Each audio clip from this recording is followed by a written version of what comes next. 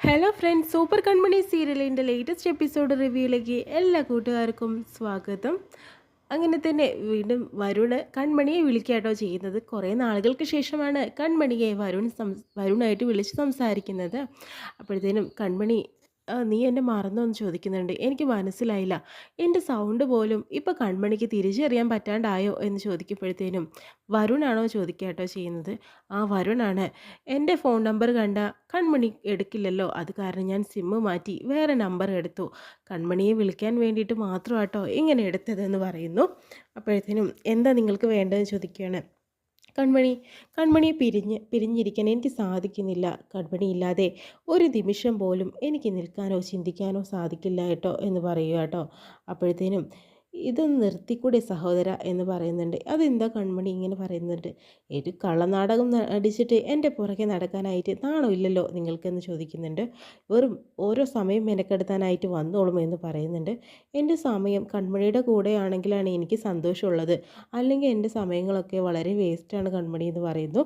അതിനുശേഷം തന്നെ വീണ്ടും വരണം ഓരോ കാര്യങ്ങൾ പറഞ്ഞ് കൺമണിയെ സോപ്പിട്ട് നിർത്താനായിട്ട് നോക്കുന്നു കേട്ടോ.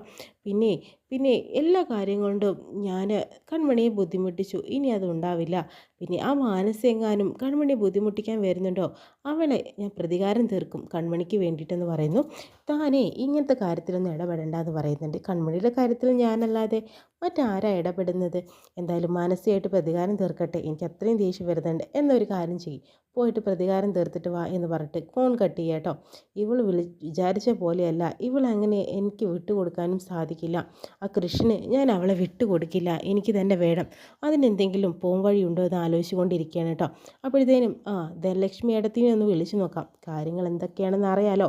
അങ്ങനെ ധനലക്ഷ്മിയെ വിളിക്കാം കേട്ടോ വരുണ് ചെയ്യുന്നത്. അപ്പോഴത്തേനും എന്താ വരുണേ എന്ന് ചോദിക്കുമ്പോഴത്തേനും എന്താ ഏട്ടത്തി സൗണ്ടിലൊക്കെ ഒരു കടുപ്പം? പിന്നെ എന്താ നിനക്ക് വേണ്ടത്? നിൻ്റെ കാര്യങ്ങളെല്ലാം കഴിഞ്ഞ് നീ മടങ്ങിയില്ലേ? ഇനിയിപ്പോൾ എന്നെ ശല്യം ചെയ്യാനത് എന്തിനാ വെറുതെ വന്നത്? എൻ്റെ പൊന്നേട്ടത്തി, ഏട്ടത്തിക്ക് ഞാനൊരു ഓഫറായിട്ടാട്ടോ വന്നിരിക്കുന്നത്.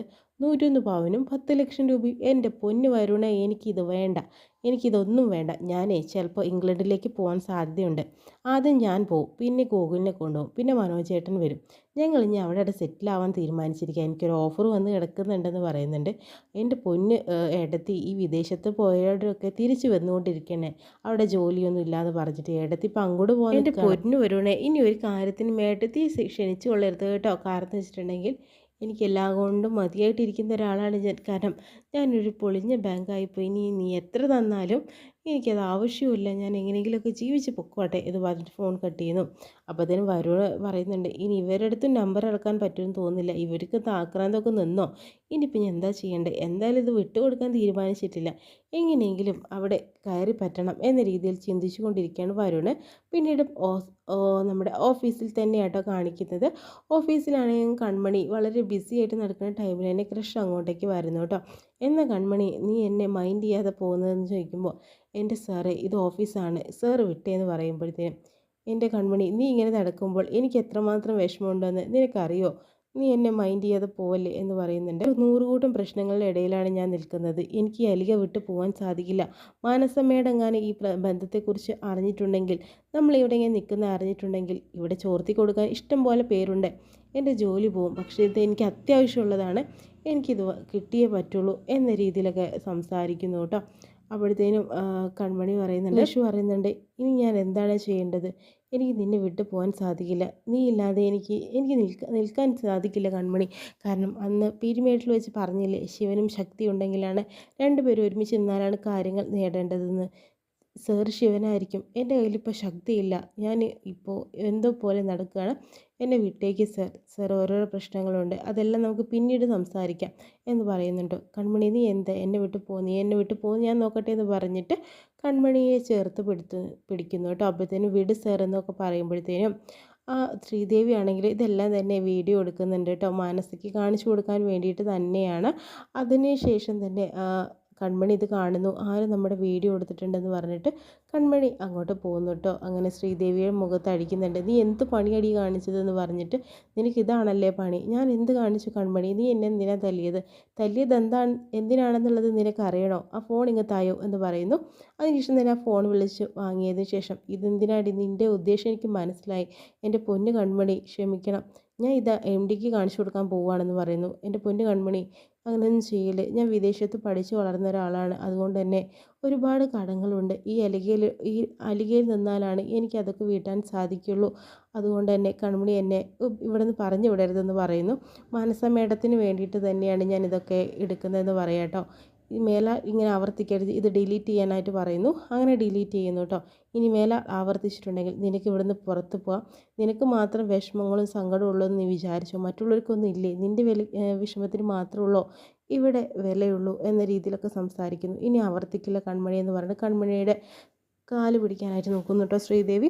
അതിനുശേഷം ദേവ്ജിയാണ് കാണിക്കുന്നത്. നമ്മുടെ കൃഷ് അവിടെ പോയിട്ട് കാര്യവിവരങ്ങളൊക്കെ പറയാട്ടോ ചെയ്യുന്നത്. അപ്പോഴത്തേനും ദേവ്ജി പറയുന്നുണ്ട്, കൺമണിയെ കുറച്ച് ദിവസം വെറുതെ വിട്ടേക്കും. കൺമണി നല്ല കുട്ടിയാണ്, മാത്രമല്ല അവൾക്ക് ഒരുപാട് പ്രശ്നങ്ങളുണ്ട് കൃഷേ. നീ അന്ന് എടുത്തു കൊടുത്തിട്ടുണ്ടായിരുന്ന ആ വീടിനും സ്ഥലത്തിനും വേണ്ടി ലോൺ എടുത്തു കൊടുത്തില്ലേ, അത് അവളൊരു കടമായിട്ടാണ് കണ്ടിരിക്കുന്നത്. അത് വീട്ടാനുള്ള ശ്രമത്തിലാണ് അവൾ. അല്ലാതെ എല്ലാം ഒരു ഔദാര്യമായിട്ട് അവൾ കണക്കാക്കിയിട്ടേ ഇല്ല എന്ന് പറയുന്നുണ്ട്. പക്ഷേ എന്ത് ചെയ്യാനാ ദേവ്ജി, എനിക്ക് വീട്ടിൽ പോയാലും ഇതല്ലേ അവസ്ഥ. നീ സാഗറിനെയും അതുപോലെ സുജാതയെയും എനിക്ക് നല്ലപോലെ അറിയുന്നതാണ്. അവരൊരിക്കലും കുറ്റം പറയാൻ പറ്റുമോ കൃഷേ? കാരണം ജയമോഹനാണ് നമ്മുടെ കമ്പനിയിലേക്ക് ഒരുപാട് പൈസ ഇൻവെസ്റ്റ് ചെയ്തിട്ടുള്ള ഒരാളാണ്. മാത്രമല്ല ഇപ്പോൾ കൃപയെ ജർമ്മനിയിൽ കൊണ്ടുപോയി നോക്കുന്നതും അയാൾ തന്നെയാണ്. പിന്നെ അയാളുടെ മേലെ ഒരു കരുതലും സ്നേഹവും കൂടുതൽ തന്നെയാണ് നമ്മുടെ സാഗറിന്. അത് തെറ്റ് പറയാൻ സാധിക്കില്ല. സാഗർ ഓരോ പ്രതിസന്ധിയിൽ പെട്ടുപോയിരിക്കുകയാണ്. അവരുടെ ഭാഗത്ത് നോക്കിയാലും അങ്ങനെ തന്നെയല്ലേ. എന്നാൽ സാഗറും സുജു വളരെ പാവങ്ങളാണെന്നും അവരെക്കുറിച്ച് നല്ല മനസ്സിലാക്കിയിട്ടുള്ള ഒരാളാണ് ഞാനെന്നൊക്കെ ദേവജി കൃഷ്ണനോട് നേരിട്ട് തന്നെ സംസാരിക്കുന്നു. നീ ടെൻഷൻ ആവണ്ട, കുറച്ച് ദിവസത്തേക്ക് കൺമണിയെ വെറുതെ വിട്. അവൾ അവളുടെ രീതിയിൽ ജീവിച്ച് തുടങ്ങട്ടെ. കുറച്ച് പ്രശ്നങ്ങളൊക്കെ മാറി തുടങ്ങട്ടെ. എന്നിട്ട് നമുക്ക് സംസാരിക്കാം. ഒന്നും സംഭവിക്കില്ല. കൺമണിയെ നിനക്ക് തന്നെ വിവാഹം കഴിച്ചു തരും. ഞാൻ അവരോട് സംസാരിക്കാം. സാഗറും സുജുവും ആ കല്യാണത്തിന് അംഗീകരിക്കും. അതെനിക്ക് നല്ല ഉറപ്പുണ്ടെന്ന രീതിയിലൊക്കെ ദേവ്ജി കൃഷ്ണ വാക്ക് കൊടുക്കുന്നു കേട്ടോ. പിന്നീടും വീട്ടിലാണ് കാണിക്കുന്നത്. ആൻറ്റിയമ്മ ചെന്നിട്ട് ആനിയൻകുട്ട എന്തൊക്കെയാണ് ഇപ്പോൾ, കുഴപ്പമൊന്നുമില്ലല്ലോ. ഇപ്പോൾ പ്രശ്നങ്ങളൊക്കെ മാറിയ സ്ഥിതിക്ക് ഞാനൊരു കാര്യം പറയാം. ഇനി അത് വെച്ച് താമസിപ്പിക്കരുത്. എത്രയും പെട്ടെന്ന് നടത്തണം. ഇനി ഇങ്ങനെ താമസിച്ച് നമ്മൾ കൊടുത്ത വാക്കിന് വിലയില്ലാതാക്കലടാ എന്ന് പറയുന്നു. അപ്പോൾ ചേച്ചിയമ്മ കല്യാണക്കാരിയല്ലേ പറയുന്നത് കൃഷിൻ്റെ മാത്രമല്ല കൃഷിൻ്റെ മാനസയുടെയും തന്നെ പറയണം. ആ ഒരു വിവാഹം എത്രയും പെട്ടെന്ന് നടക്കണം. കാരണം ഹേമ അവിടെ നിൽക്കുന്നതേ വലിഞ്ഞു കയറി വന്നവളെ പോലെയാണ്. അവൾ എത്ര പെട്ടെന്ന് വേണമെങ്കിൽ ഇവിടെ നിന്ന് പോകാം. അവർക്ക് അപമാനം സഹിച്ചിട്ട് എത്ര നിൽക്കൂടാ. എത്രയും പെട്ടെന്ന് ഒരു പെണ്ണിനെ ആശ കൊടുത്തിട്ട് എത്ര കാലമായി. നീ ആ കല്യാണം നടത്തിക്ക്. പിന്നെ കൃപമോളുടെ കാര്യം ഞങ്ങൾ കൃപയെ ഒന്ന് കൊണ്ടുവരട്ടെ. നീ കൃപയെ കൊണ്ടുവന്നു, നല്ല കാര്യം. കൃപയ്ക്കും പ്രായമായി വരുന്നല്ലേ. അവളെയും വിവാഹപ്രായമായി. അവളെയും വിവാഹം കഴിപ്പിക്കണം. എല്ലാം കൃഷിൻ്റെ കൂടെ തന്നെ അവളുടെയും കഴിപ്പിക്കാം. അതല്ലേ നല്ലത്.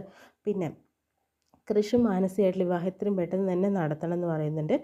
എല്ലാം ശരിയാവും ചേച്ചിയമ്മേ, നമുക്ക് നോക്കാമെന്ന് പറയുന്നുണ്ട്. എന്താ നിനക്കൊരു മനംമാറ്റം? കൺമണി നിന്നെ രക്ഷിച്ചുകൊണ്ടാണോ? ഇപ്പം നിൻ്റെ മനസ്സിലൊരു ചാഞ്ചാട്ടം പോലെ എനിക്ക് തോന്നുന്നുണ്ട് അനിയൻകുട്ട. അങ്ങനെയൊന്നുമില്ല ചേച്ചിയമ്മേ. എന്നെ രക്ഷിച്ചു. അത് അവളുടെ കടമ പോലെയാണ് അവൾ കണ്ടിരിക്കുന്നത്. എനിക്കും അവളെ ഇഷ്ടമാണ് എന്ന് കരുതി മാനസയുടെ സ്ഥാനത്ത് ഞാൻ അവളെ കണ്ടിട്ടില്ലല്ലോ. എന്ത് പ്രതിസന്ധി വന്നാലും ഞാൻ വിചാരിച്ച കാര്യങ്ങൾ, ഞാൻ ഉറപ്പിച്ച് വാക്ക് കൊടുത്ത കാര്യങ്ങൾ മാത്രമേ നടത്തുള്ളൂ എന്ന രീതിയിലൊക്കെ അതായത് സാഗർ ആൻറ്റിയമ്മയ്ക്കും സുജുവിനൊക്കെ വാക്ക് കൊടുക്കുന്നു. അതിലൊരു തെറ്റും വരാനായിട്ട് പോകുന്നില്ല എന്ന രീതിയിൽ തന്നെയും അവർ രണ്ടുപേരും മൂന്നുപേരും കൂടി സംസാരിക്കുന്നതായിട്ടാണ് കാണിക്കുന്നത്. ഇത്രയും കാണിച്ചുകൊണ്ടാണ് ഇന്നത്തെ എപ്പിസോഡ് വിശേഷം കഴിയുന്നത്. പ്രമോ ആയിട്ട് നമുക്ക് വൈകിട്ട് കാണാം കേട്ടോ.